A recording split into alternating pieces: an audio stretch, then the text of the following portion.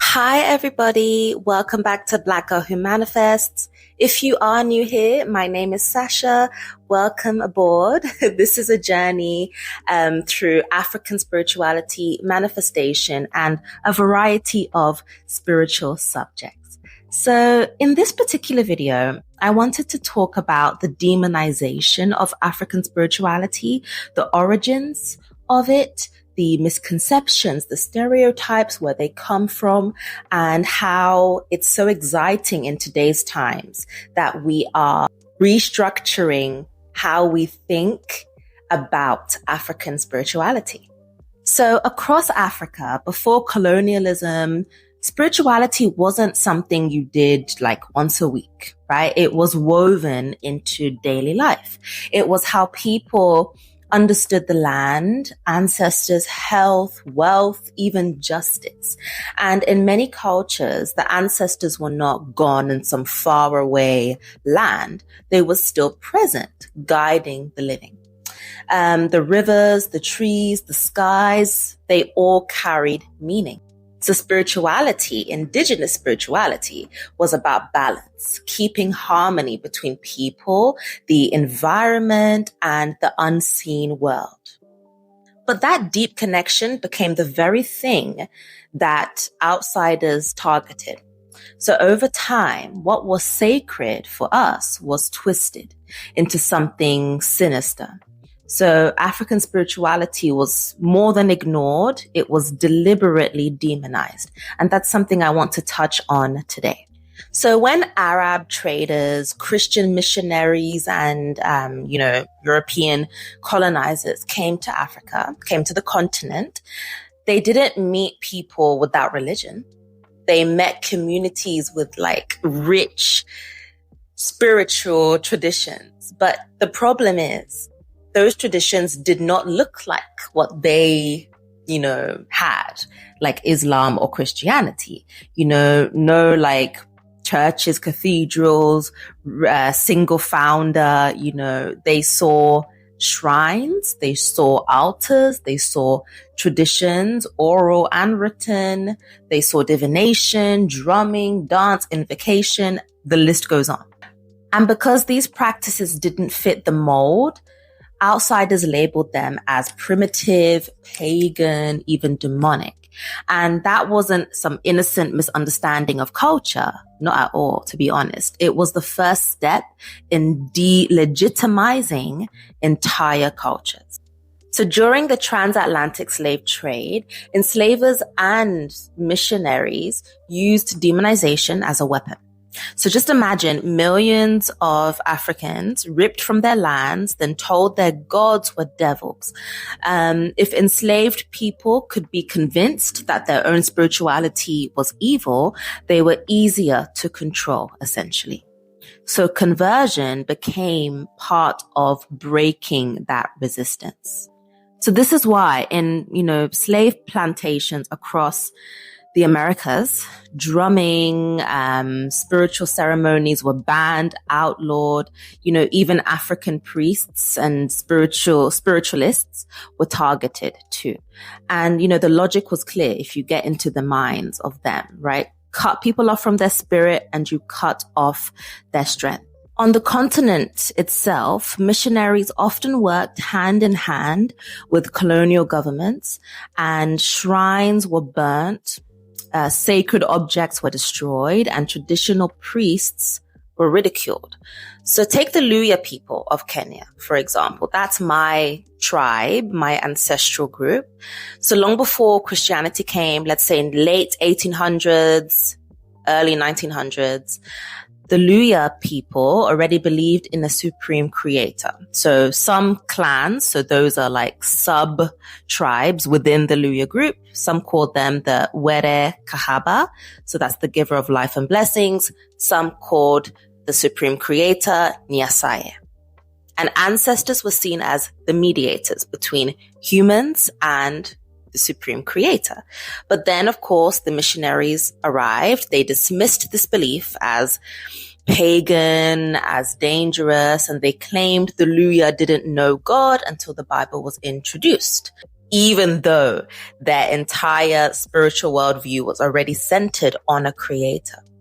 And, this could be for the Luya people. This could be for a bunch of other groups on the continent. And that rewriting of history made people feel so ashamed of their own traditions and began to sever cultural identity.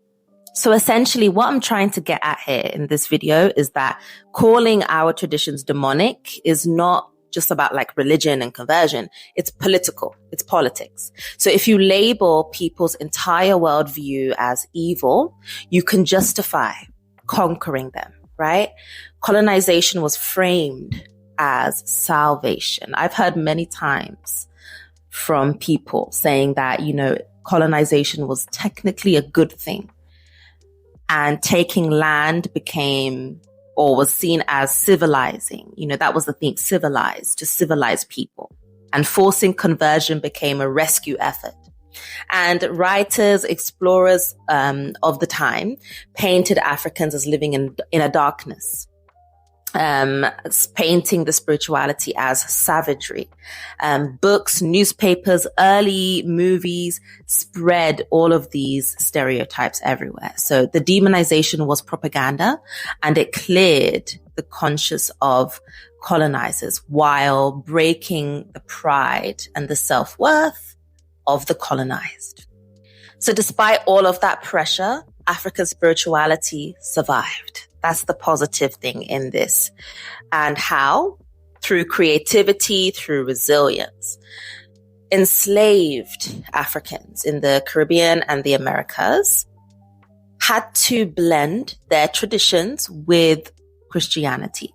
So let's say in Haiti, voodoo emerged. So they had to bring in Catholic saints, and they essentially became masks for African deities. In Cuba, Santeria did the same thing with the Yoruba orishas.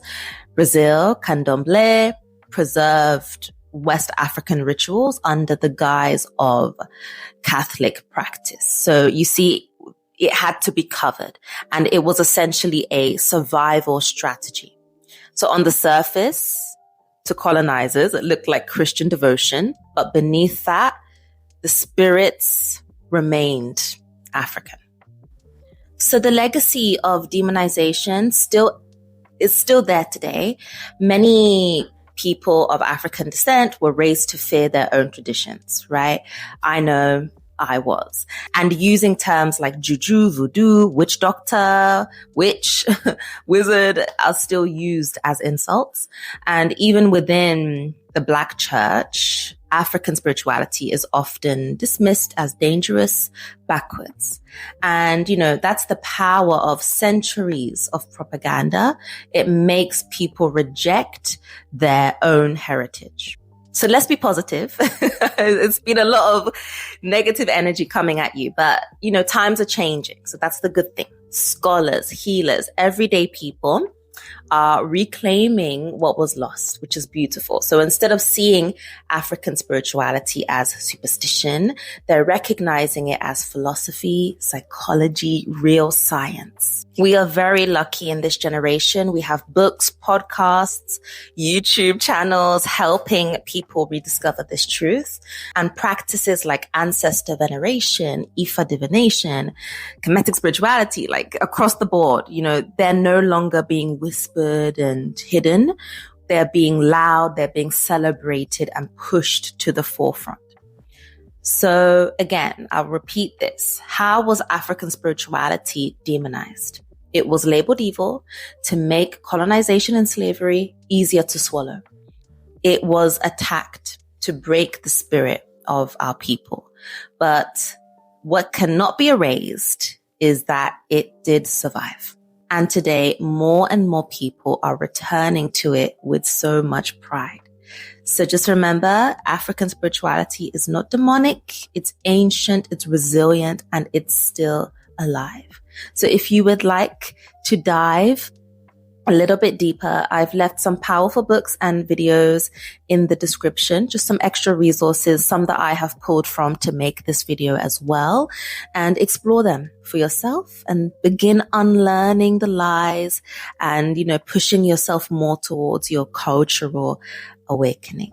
So thank you guys so much for watching. I also have a Patreon group where we do this in detail. And if you're looking for more of a community for people, leaving religion, diving more into African spirituality, then it's definitely the group for you. And I have my socials at Black Girl Who Manifests. Please follow me over there and leave a comment. Let me know your journey and, what you are unlearning within religion, spirituality, and more. Thank you so much for watching, guys. I'll see you in the next video. Bye.